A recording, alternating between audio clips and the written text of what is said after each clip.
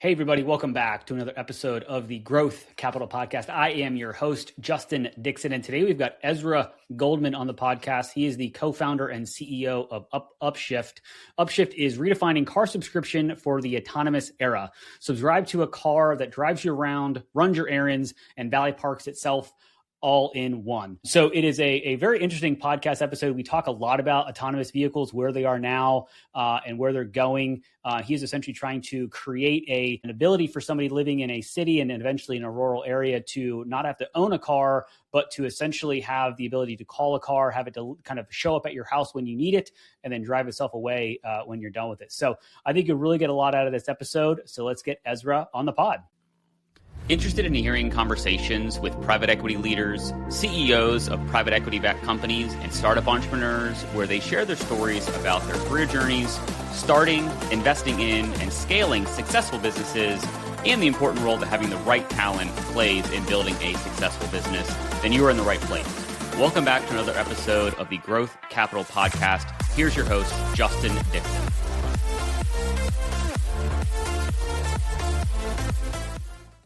All right, Ezra, good to see you, man. Thanks for being a guest on the podcast. Thanks so much for having me, Justin. Awesome. Well, let's jump right in. Give the listeners and watchers of this a little bit of an overview of who you are, where you are, and what you're up to right now. Yeah, so I'm Ezra. I'm the co-founder and CEO of Upshift, and we are reinventing car ownership for the autonomous era. So this is not robotaxi. This is really looking at what happens to car sales and the dealership and the rental car and the car share space once you have a personal autonomous vehicle that you can put into any one of those platforms and the car can just come to you. And as you look at what we have right now, most cars sit idle 95% of the time, wasting about $9 trillion in idle inventory, collecting parking tickets just and traffic damages while they're street parked in cities and just wasting a ton of time and money for people. And then you have the what I call blockbuster for cars problem, which is dealers, rental car companies, car share operators. They all have business models that rely on you coming to them to access a car or purchase a car. And as we move towards autonomy, not just for robotaxis, but also in personal autonomous vehicles that are coming out in the next few years, the car will come to you, and it's not going to make sense to have it street parked electric autonomous vehicle that just sits there 95% of the time. You're just going to pay for a car that shows up on your door whenever you need it and goes away when you don't, and someone else will manage the parking, the cleaning, the charging, and all of that. And so it becomes more like a Netflix for cars or a car as a service. And so this would be something where if I had a self-driving vehicle and I loaded it up onto your platform and I live in Austin, but let's say you live a couple miles away and you're like, cool, I need a car and I'm the one that's up for available.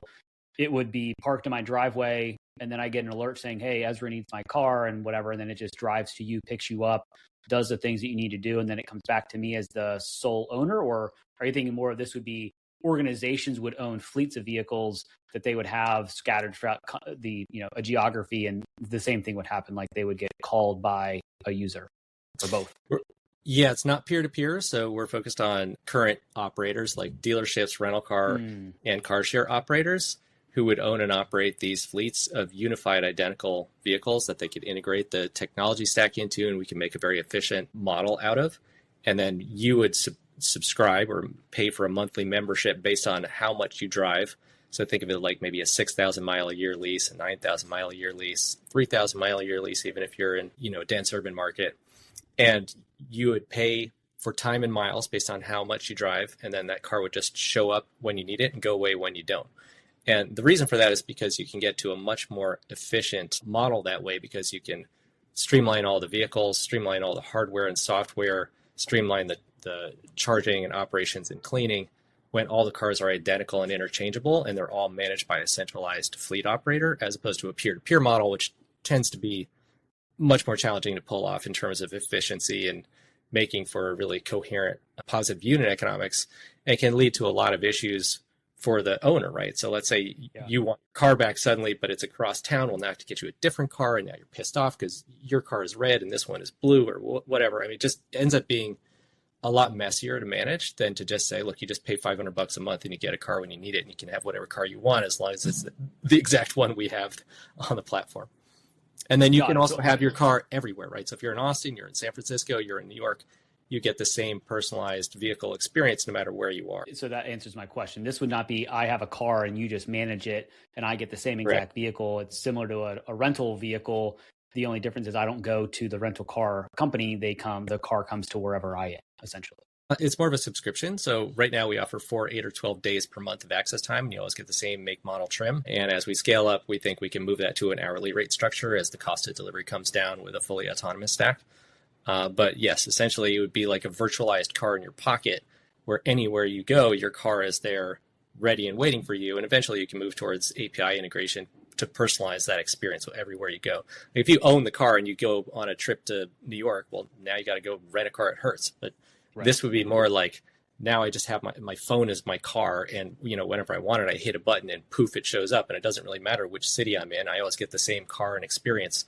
And it's just at my doorstep, and I never have to deal with parking, cleaning, charging, insurance, maintenance, any of that. And I'm not locked into long-term financing, and I'm just paying based on how much I use, like a usage-based insurance kind of program. Interesting. So how did you come up with the idea, and where are you in the evolution of the business? Because obviously this is going to grow with more autonomous vehicles coming online. Yeah, so I've been working in the shared mobility space since co-founding a Dockless Bike Share in 1999, working on a shared electric scooter at MIT Media Lab in 2006. And I've been working on the future of car ownership for the autonomous era since around 2008, 2011, depending on how you want to count. And we launched the model we have right now around 2018, I guess, if you want to factor in the subscription model. We've been doing it as bicycle courier delivery service here in San Francisco. So you subscribe to 4, 8, or 12 days per month of access. You get 250 to 750 miles of access. Days and miles roll over. You can pay for additional ones as needed. So you have that flexibility. And then we deliver the car to you by bicycle courier. So we just fold the seats down in the back, put the bike in, drive it a mile or two to your house, park it. There's telematics in the member app experience as well as the delivery app experience, so that you don't have to have any keys involved in the mix. And you just walk up to the car, unlock it, and drive it all via app whenever you're ready. So you don't have to be standing there waiting when it shows up like an Uber. You just have it parked somewhere within a couple blocks, and then whenever you're ready to go, you walk out and drive it for a few hours or a few days. And then when you're done, you just park and walk away. Now, what we're moving towards now is a tele-operated model where the car actually gets delivered to you by remote control, and then eventually towards a fully autonomous model where the car would show up to you fully autonomously, and then, obviously be able to drive you around and run your errands and things like that. Now, I expect we could actually get to that fully autonomous model in the premium segment early next year. And obviously that cost and scale will come down over time as more and more personally autonomous vehicles come online. And so there are vehicles right now that are on the market that, or maybe are soon to be on the market, that can be delivered autonomously at the moment. Is that right? I'm not up on the autonomous driving as much as some other people, and obviously you are. So is that on the market now, or very close to?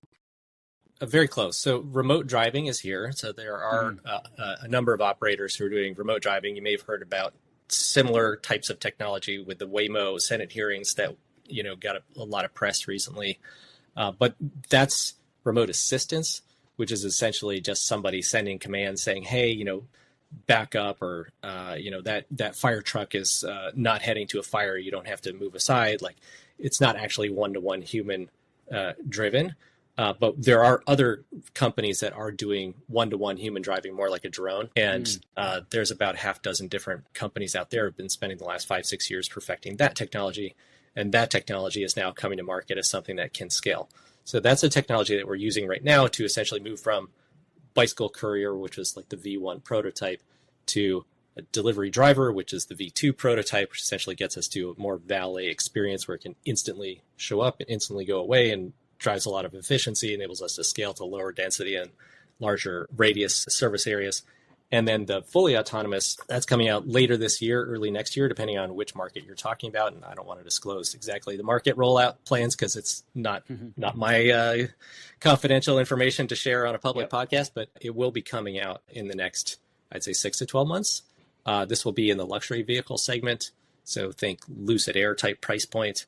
And then as we move down to 2, 3, 5 years out, expect to see basically every automaker rolling out some variant on this, on an initial luxury car in their class They're not going to roll it out on every single make, model, and trim, but it'll first come out in a Mercedes S-Class, for example, these high-end trims, and then it'll eventually percolate down to the mass market over a number of years. So These will be different kinds of vehicles that'll actually be designed for you and I to just have one parked in our driveway and be able to drive it anywhere. Now, that's not to say that it'll be fully autonomous in all contexts, but it'll be fully autonomous in certain contexts. So, for example, maybe in downtown San Francisco, it'll be autonomous, but then once you get on the highway, it'll have some sort of semi-automated experience that'll be kind of like a souped-up cruise control. You could think of it that way. And then as you get out into somewhere very remote hinterland, you'd be driving it like a regular car with the kind of driving experience you might have on most cars today. We might eventually get to some level 5 autonomy, but I think that's still decades away. But in terms of what we're trying to focus on, it's really just using that autonomy primarily to just optimize the distribution of the vehicle to make it really easy to share the fleet with really strong positive unit economics for the operator and very flexible, efficient, and convenient service experience for the end user. And to the extent that they get autonomy in their actual experience of using the car, I think it's kind of gravy. Like what we're really focused on is more just moving the car from member to member in the most efficient manner, which helps us to drive down the cost of operations and create a much better user experience and much more predictable and reliable experience. So then in that world, do you see car dealerships becoming more car, like they essentially have the fleet and then we are the ones that are paying subscriptions to use that class of vehicle, et cetera, as opposed to going to a dealership and buying a vehicle that we have sit in our garage or our driveway? Yeah, exactly. I mean, you would just go online or in an app and you would subscribe to a membership plan that meets your needs, and then it would just show up when you need it, go away when you don't. There's not really any reason to go to the dealer for any particular reason.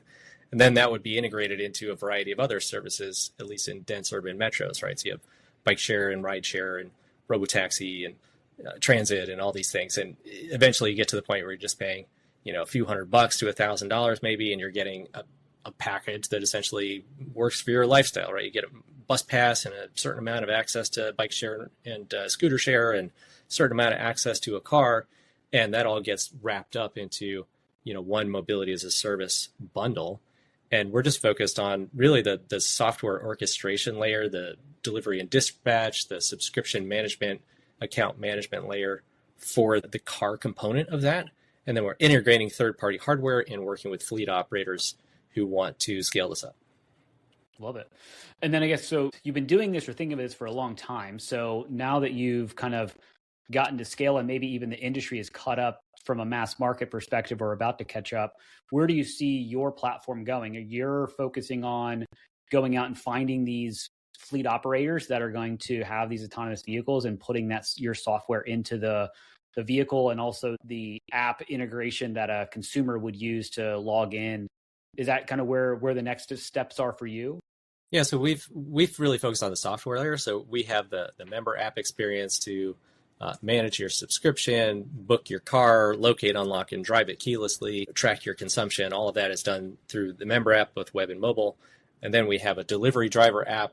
This is really to manage the logistics side of the system. So think cleaning, damage reporting, fuel, mileage, parking location and parking restrictions, where the car needs to be picked up and delivered and at what time, and virtual keys associated with all that.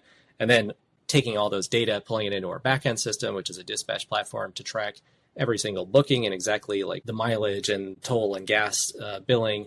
And then also all the damage reporting photos. So you can go back over and see exactly when a new damage occurred. You can also track exactly who cleaned which car and what exactly they cleaned and, what time they did it. And, so we have all these kinds of data that we can then leverage. And then we have the telematics backend, which is not our platform, but it's a third-party platform that has all the data around driving behavior, speed, acceleration, engine fault codes, and diagnostics. So we can then leverage all of those data to build predictive analytics and AI-powered dispatch solution. And then we have a account management backend as well. So this is to manage your accounts of days and miles, credits, making sure that that's all tracking and rolling over and being charged appropriately, member vetting, for driver checks. So we've basically done all of that software layer, and then we're stitching together third-party hardware vendors because we're not a hardware company. So we're stitching together the telematics suite from third-party vendors that's all they do. That's their focus. And now we're stitching in the tele operations layer which is the remote driving. So they have cameras that they install on all sides of the vehicle. They tap into the drive-by-wire system and put redundant modem system in place to send the data over, 4G and 5G network. And then they have drive stations that enable you to actually drive the car via remote control. And then we're partnering with other remote driving companies who actually do the remote driving themselves. So we're essentially just stitching together all these pieces. And then, of course, there's the insurance component, which is, complex and multifaceted across all these different players that all need their own insurance. So we're essentially just making sure that all of these pieces are organized in a coherent fashion. And the piece that we're focused on is really just that software layer and the integration and orchestration of all the other layers.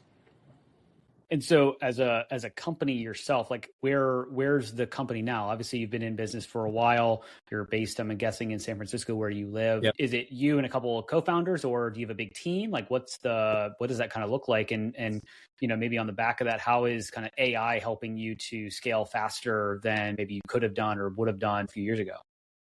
Yeah, no, the AI has definitely really helped a lot. I mean, we're a small and mighty team of folks who all have a decade plus experience in car subscription, car sharing, autonomous rideshare, autonomous or teleoperated car sharing, flying cars, pretty much anything that touches this industry. Everybody's got some decade plus experience in, and we're bringing all of those experiences to bear so that we can kind of, on the one hand, hybridize the things that work, and on the other hand, avoid the things that don't, that we've seen other people fail at, and both big and small. And so that's been super helpful. On the AI side, yeah, I mean, I feel like I'm using AI like half of my day these days, like just figuring out strategy, figuring out how to build partnerships with other companies. I mean, I'm just using it almost like a strategic advisor slash co-founder or something. I think that's mainly how I personally use it, but we are also integrating it now into the dispatch system. So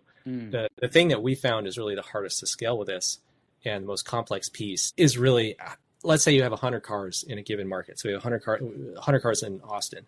Well, we need to know which car is going to go where, when, and even if all the cars are exactly the same make, model, and trim, they're never all going to be identical. There's going to be some that are damaged, some that are dirty, some that need a charge, some that were supposed to come back at 4 and now it's 6 p.m. and they're still stuck in traffic, right?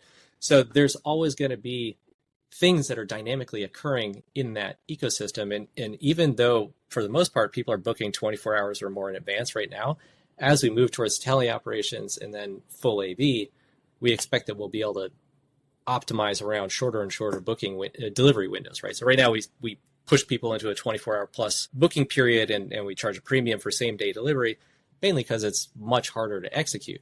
It's much more complicated. But as you move towards a fully autonomous stack with an AI-powered dispatch system, well, now you don't have to have a human try to figure out, oh, this new thing just happened dynamically. I got to redo the whole schedule to accommodate this new thing that just happened. The AI can do that in seconds, and the car can be rerouted in seconds as well, right? You might have a car that was about to go to one destination, suddenly something changed, and now that car gets rerouted to a different destination, and a different car gets routed to the first destination because that person had more flexibility. It doesn't need to get there for another hour or two, but this other thing urgently came up.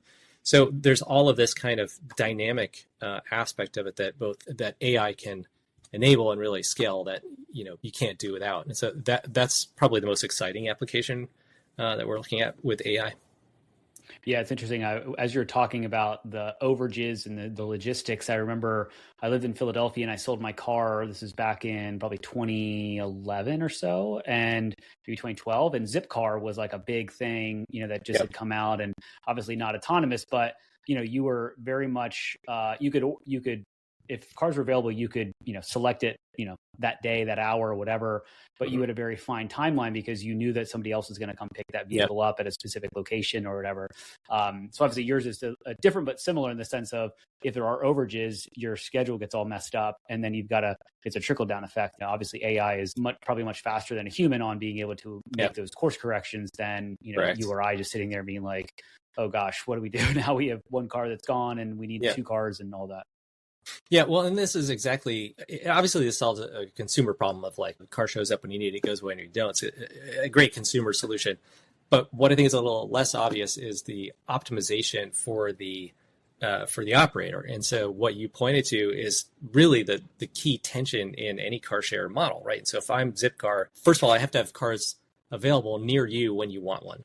And so what that typically means is I got to have cars everywhere, 2 to 5 cars in parking lots in 100 locations across the city.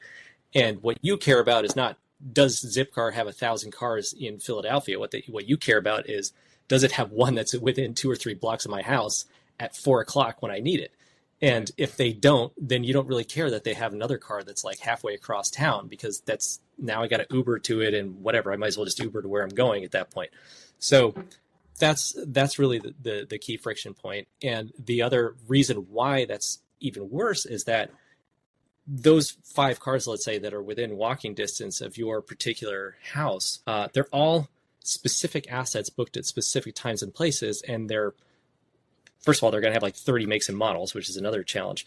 But leaving that aside, let's say somebody books the car from 8 to 10, and somebody else books the car from 2 to 4. Well, now there's this weird like window in between from like 10 to 2. And if that happens to not work for you, well, too bad. That car is basically dead to the world for like 4 hours out of the day. And that really screws up their utilization, which makes it really hard to get profitable unit economics. And it's very hard to swap. So for example, let's say you had booked it for 10 to 12, but the guy who was supposed to be back at 10, now he's stuck in traffic, he's running late, his meeting went over, whatever. Now he's coming back at 10:30. Well, that screwed you up, and now you got to call customer support, and like they're telling you that the closest car is like 2 miles away, and it just totally trashes the whole model. And then the other problem, whereas if all the cars are centrally stored and dispatched, they're all identical and they just come to you, it's like you don't even care which car. You're not picking a specific model. You're just saying, does the operator have any availability of a vehicle from this window of time that I need it? And they say, yeah, whatever, we'll pull it from wherever it happens to need to come from. And we're going to pull the one that's clean, charged, and ready to go and not too far away at that time you need it. And that enables them to stack the bookings efficiently. And as things dynamically change throughout the day, throughout the week, they can keep on tweaking and optimizing that model to really, fill the utilization on those vehicles in the most efficient manner. And so that's what we enable, is to help them to build this super efficiency into the model. And as you probably are aware, as we move towards electrification, none of these shared vehicle models have managed to figure out how to do that. They've all fallen apart because people don't remember to plug them in. If you book for next Tuesday at 10 a.m., how do you know that when you show up, the car is actually going to be charged? It's impossible to know. If there is a charging issue, now I got to send an ops guy out there just to plug the car in. There's just so many challenges. If you're doing a free floating model, that's even more of a mess. And peer-to-peer is well, now I'm just totally relying on the end user who owns the car. I have no idea what they do. And then you look at autonomous and you say, well, none of these services have a clue how to do dispatch. They're all assuming that the cars are just, you're booking a specific asset in a specific location. They have no insight into cars are moving around all the time, and it's got to go from this place to that place, and what's the most efficient way to optimize that. That's not something that any of these vendors have any experience with. And so that's really where we come in, is that the cars will all be centrally stored, they'll be centrally charged, they'll be moving around dynamically to match demand. Same issue with peer-to-peer, right? You would have the same problems, right? Where you want your car at a certain time, and now suddenly it's out, it's running late, it came back dirty or damaged, and now I'm supposed to go out on my date or my business meeting, and there's all this junk in the back and dog hair and what the hell, and now I'm calling support. It's just a mess waiting to happen. And so that's why it makes a lot more sense to just say, we're just going to have a bunch of cars that are identical, and you have a fleet operator, and we build the software layer to optimize that whole system.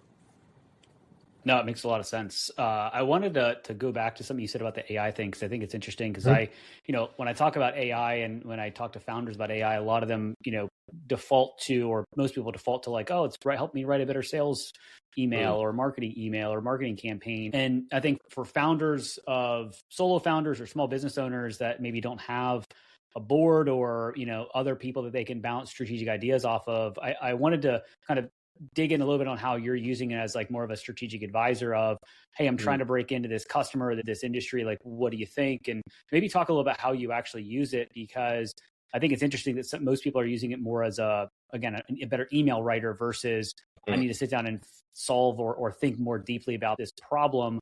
without going to another human who may have their own biases and all these other things. So yeah, talk more about if you wouldn't mind. It can be both. I mean, even drafting emails, like there's strategy involved in like, who am I writing at this company and how am I addressing them? And what is it that, you can copy paste their LinkedIn profile. You can have it go search for like anything they've publicly written about how they're thinking about the future and how you might tie in and their strategy, and try to really personalize those, especially for like B2B sales. It's super helpful for that, to try to get a better sense of like what exactly is the hook for this particular company.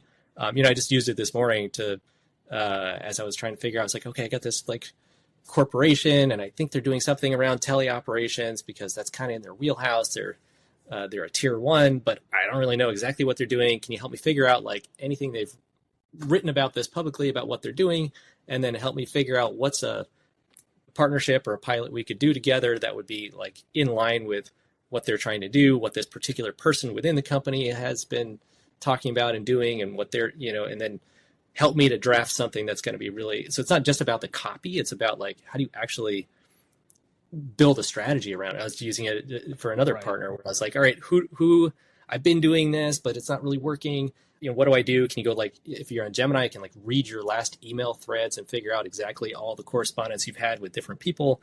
And then it was like, oh, well, you should bring in like these other people into the thread, and you should write the email like this. And it's not just about like kind of wordsmithing the specific email so much as like also figuring out like, who am I writing to and why am I writing them, and what is it that's going to change this? The other thing I've done is like, I'm working now on trying to figure out how do we use SEO to drive growth. And so we're seeing ChatGPT start to like drive inbound to our website, but we haven't really done any optimization around that. So now I'm trying to figure out, okay, how could we actually do AI SEO, which I think is a very nascent field that I personally don't have a lot of expertise in, but I'm trying to learn about that because I think that's a way to drive growth.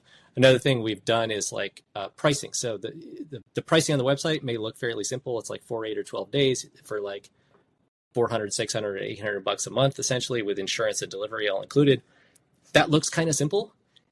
It's like constantly evolving. There's constantly new tweaks, like what exactly is included in those plans, how many miles, how many days is delivery included, not included? Do you offer like a stripped down version and then let people kind of add stuff in later? There's a million different ways that you could offer this kind of subscription offering that's like a car as a service. And believe me, we've tested hundreds of them, and what's on there now might not be the same in 3 months, like as we keep on evolving and iterating and looking at data. Because when you change that pricing structure, you attract new customers, and then they use the service in a different way. And then you're like, ooh, did that work or did that not work? Do we need to put in new policy guardrails to make sure that they don't abuse this edge case that we hadn't anticipated? Do we let those edge cases slide because it's just too much friction to throw it in to try to put the guardrail in, and then you just kill 80% of your users to solve for a 10% problem? There's all these kinds of things. And what I've used AI for is, just the other day, as I was getting to those plans that are currently on the website, I was like really kind of tearing my hair out trying to figure out how do I simplify that service offering. And I was like, there's so many ways I could do this. I'm really struggling to really, I've spent years, like I'm probably the world's leading expert on how to do this, but like I still am struggling on it. And I was like, let me give you all of my data. I'm going to give you all of my sign up data where people can, because we had these like unbundled plans where people could choose like days, miles, delivery, no delivery, weekend, midweek only. And I was like, here's all my data on people who have come through the funnel but fallen off, people who have signed up and paid for a certain period of time on certain plans. And for me to sit there and actually analyze all that and try to figure out, okay, what are the most popular plans? What kind of configurations really seem to work? Which ones are stickiest? Which ones tend to attract what kind of user? I was like, oh my God, it's impossible. But I was just able to just shove all that data in and be like, figure it out. And then come back in like a couple minutes. And then it was like, I think you should do this. And then kind of basically go back and forth with it and be like, well, we tried this, but that didn't work. We tried this, but that seemed to work. And basically just go back and forth with it for like, an hour or two until I got to the point where it's like, okay, I think let's try this iteration on the model and run that for a few months and see how people respond to that, and then go back and maybe test it again, right? And so you take those data and then shove those data into the system, and you're constantly kind of going back and forth in a way where if I were just working with like another teammate, it would just be two people like hammering their heads against this. Whereas with AI, it can be like, here's the actual data. it's extremely complicated for me to figure out what to do with these data, but you could actually use this. And to your point, you can ask ChatGPT, like, based on the data, like, what do you recommend? But then also you can start to play with it, but it's still knowing all the data that you've fed it, because it can recall and go back and decipher. And I was just looking at the pricing on the website, because right now the occasional driver is like $399 a month. Do you see that as we get to more 1, 2, 3 years down the road? Do you see this becoming more inexpensive, more expensive for the average user, if they're just like, I'm trying to get to the office 2 days a week or something like that? Yep. Like, I'm just curious, if that makes sense. Yeah, no. So right now, our limitations are really economies of scale, and the insurance costs are fairly expensive for a custom insurance product. The delivery cost is fairly expensive with a person on a bike. You got to pay them $25-$30 an hour in San Francisco, and so that's not cheap, right? Now, as we move towards tele operations, I think we can bring down the cost of the delivery, but of course the insurance is not cheap for remote driving, right? So it probably ends up being a bit of a wash, but you can deliver much faster and much more efficiently and change the way that the model works, in the sense that we could be delivering cars across the country from one central location, as opposed to having to stand up operations in 10 different markets. And so that obviously made it much more efficient. And then as you move towards full autonomy, well, now I have a different problem, which is that I've got, initially, at least over the next few years, you're probably looking at these, cars that are going to be like 6 figures in cost. And so for you might be able to go in theory and just go buy one, but probably only if you're very, very wealthy, because they're just going to be extremely expensive. And as we move, so essentially we're making that into like a fractional lease that brings it down to a price point that's more democratized. The early personal autonomous vehicles will be very high end and expensive. It'd be kind of like, think about like a Tesla Roadster when it first came out, right? Like it was cool and there's lots of press, but not many people could really afford one. And then over time you got down to like a Model 3 that was like, $30,000-$40,000 that was more accessible to more people. I think it'll be the same thing with personal autonomous vehicles. First, you're going to have like this 6-figure car that only a few people can afford. And what we do is we make that more democratically accessible by saying, look, we're not just trying to make a Corolla that's like, a little more convenient. We're actually trying to bring you this extremely cool new vehicle that has never existed before, that is wildly out of reach for you. And, maybe it won't be like cheap, like a rental car, but it'll be affordable, like a modest lease. And then as we move towards the eventual future, which, might be 10 years or something from now, it will eventually come down in price where you'll be able to get a, $30,000, $40,000, $50,000, $60,000 personal autonomous vehicle that you could actually have something that is very, very affordable and very convenient. But that's probably, we're talking 5-10 years from now, maybe longer. Yeah. So that's kind of the long range. So I would say it's a bit of it'll start high and come down. If you look at Uber, you look at Tesla, Waymo, I mean, it's sort of a similar strategy across all of them, is that it starts high and becomes cheaper over time.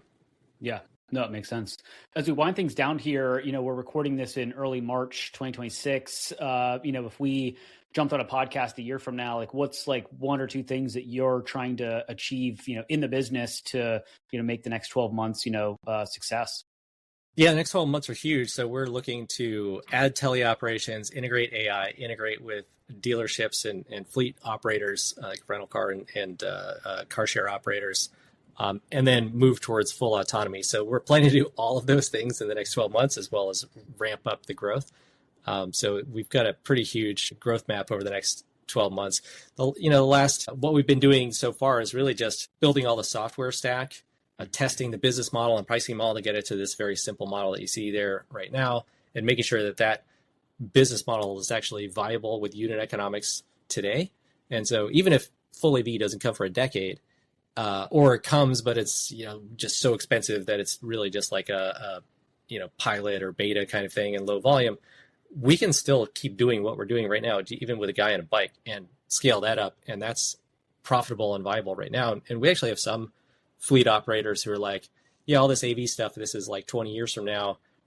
I just want to be able to like sell a fractional subscription and somebody comes and picks it up and we don't even do delivery, right? So we're seeing kind of everything. And then we have other vendors who are like, I don't care about anything unless there's a fully autonomous car on it, because that's what I'm here for. I'm like the R&D department of like some big corporate, and like we don't even care if we lose money on it. We're just trying to capture the data, and if we could get a few cars and do something crazy and new, right? And so we have kind of everything in between. And so our model actually enables us to cover that wide range using the same software stack and the same general business model. Obviously, it'd be slightly different in pricing and such, but the same general logic across all of those. And I think it'll be a bit of a blended approach over the next few years as we transition from the current reality to that future reality. And my expectation is that once you get to that really true, fully autonomous car, this is no longer just, people in cities who don't have parking, who really just need a car for like weekend leisure, hiking, surfing, skiing, and golf, and taking your dog for a walk on the weekend. And then people who have like a part-time commute. There's a market for that. There's like half of all cars in cities are driven like 6,000 miles a year and, only get driven a couple days a week. So that's like the initial beachhead. But as we move towards teleops, that enables us to scale to lower density markets where we start saying, okay, well, we could go to the suburbs and capture second and third car replacement where, I got that other car that I don't use all the time. Boom, suddenly now that's a replacement. And then as you move towards a fully autonomous stack, you start to say, okay, well, even if I drive the car every day, I only drive it like an hour a day. And so what's it doing the other 23 hours? And it's like, well, it'd be great if I could get it used 23 hours. Well, what if I could get it used even 5 or 10 hours? Even that would be a massive improvement over what we're doing right now. And honestly, that's probably enough to make a viable business out of it, and vastly more efficient than pretty much any other model, because you're really only selling the exact time that you need on the car, which enables us to offer you a lower price point and give you really just the time and miles that you need. Yeah. No, it makes a lot of sense. And I'm excited because, like I said, I used Zipcar and I liked it. And then, we moved to the burbs, and then it was like, okay, well, we need, an actual vehicle. But to your point, it doesn't get like, I drive to the gym. It's a mile away. Right. And I, some days I walk, some days I drive, but then, I drive it maybe twice a week, 3 times a week for a few hours, and it just sits in my garage. There's definitely an opportunity. It's just a matter of getting people used to the idea of not being able to walk outside and jump into their car. They've got to plan a little bit. So even if it is, an hour, you still have to say, oh, I got to go to the grocery store. I can't go right now. I got to see if I can get a car, kind of thing. So that's and I think right now it's like 1 day notice is more or less what most people are giving, 1 day or more. Which works for like, I want to go hiking on Saturday, and it works for like, I need to get to the office on Tuesday. It's a little less optimal for like, oh, I forgot eggs, I got to run to the store. That kind of stuff people tend to just bundle onto like another use case. Like they'll just swing by the grocery on the way home. But of course, those more like spontaneous things, I think those are really optimized better with like an Uber or a bike share or something like that, where it's like, I just got to do a dash to the gym or the store. It's like, well, there's other ways you could do that. The other I'll say is that as we move towards teleops, we could push that down to like an hour or even less. Like maybe you could get like the actual time to bring it to you is probably like 15 minutes. So it's really just a question. How long does it take us is the driver busy doing something else when you ask for the car? And then it might be another 5 or 10 minutes until they wrap up that and can jump in your delivery. So, but I think we could realistically get that to like 15, 20 minutes with a teledriver, and we could promise an hour and execute on like 20 minutes. And then with AV, I think you probably could be even faster than that potentially, because you're not even relying on the driver. And so that enables you to get down to 15 minutes or something. And, to be perfectly honest, in my experience, if you can get somebody a car in 15, 20 minutes, you're basically already magic at that point. I mean, you really only need a car in like 5 minutes for an Uber kind of experience, which is more like, I just got out of the bar, I'm standing here on the side of the road and it's raining, like where the hell is my car? But that's a very different use case than what we're serving. We're serving for more like trips of an hour or longer, which is like an errand, going to the office, going for a walk on the beach, like these kind of like longer use cases. And the longer that use case, the more you tend to plan, right? If you're going to be gone for a week, you don't typically like roll out of bed and be like, I'm going on a road trip today. Like the longer that trip is, there's a bit of a correlation between how much in advance you kind of know what you're doing versus like just a 5-minute ride across town, which of course then you need it pretty much instantly, which is a totally different service. Love it. Ezra, man, this has been a lot of fun. Definitely could talk about this for a lot longer, but I want to wrap this up the same way I do every episode with a 3-pack of questions. So first question, what is a book or podcast that you would recommend to the audience? Yeah, so there's a couple of books that are really formational for me. So Image of the City by Kevin Lynch. This is really an urban design gospel of like how cities are built and designed. There's also Livable Streets by Donald Appleyard, which is coming out with a new version from his son, Bruce Appleyard. I recommend you check that out. Really about what does it mean to build a livable street in a city, so not just a way to efficiently move you from A to B, but actually create a space or a living room for you to engage with. I studied urban design for my master's program, and those are the key books. On the podcast side, the ones I've been listening to are Driverless Digest, which is Harry Campbell's podcast with the Rideshare Guide, AKA, and he does a lot of interviews with people on the autonomous space. A great one just came out with Missy Cummings on the teleoperations. And there's another one called the Shift Podcast that's more auto tech writ large. It's, anything cars, electric vehicles. And then there's War on Cars. This is kind of a little bit more in line with the two books that I shared around how cars are not really so great from an urban design standpoint. They sit there and waste space and resources and clog up and cause congestion and pollution and all the rest. And, of course, they're great for getting you from A to B, but are there other ways that we could design our cities to decrease your reliance on them by creating things that are really, dense and walkable and bikeable and easy to access? And what new mobility solutions can we create that reduce dependence on cars? So those are some of the things that I've been listening to and have read in the past. Awesome. Love it. Second question here. What is your favorite thing to do outside of work? Hike. So I started this company not because I don't even really like cars, but really because I grew up in nature and I could just open the door and play in the woods all afternoon. And that just gave me a great sense of peace of mind and connection to the natural world. And since I left home at 18, I've just been living in cities all around the world. I lived in Copenhagen and Boston and Portland and now in San Francisco Bay Area.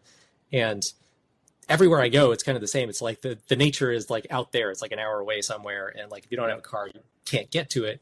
And that was always my sort of rough patch. Like, I don't really need a car to like get to the office or get to the grocery store. I can just bike there or ride transit. Like, that's not my pain point. It's more about getting into nature. And so that was really my use case that I was trying to solve for. Awesome. This might have dovetailed right into the last question of what is your favorite vacation spot? I don't know, maybe you're hiking in the woods or something like that is your vacation. Pretty much. Yeah. I would say backpacking in the Sierras is probably, would probably be there. Yeah. Got it. Awesome. Yeah. Well, Ezra, man, this has been a lot of fun. I really appreciate your time. If people want to learn about what you're doing, connect with you, what's the best way to do that? Yeah, our website is upshiftcars.com. You can also find us at that handle across all social at upshiftcars. So Twitter or X, Facebook and Instagram. And then I probably most active on LinkedIn, to be perfectly honest. That's where I usually post my latest thoughts or articles or thought pieces are usually there. Very cool. We'll put all that stuff in the show notes. Ezra, again, man, thank you for the time. I really appreciate it. It was great to connect with you. Great. Thanks for having me. Appreciate it.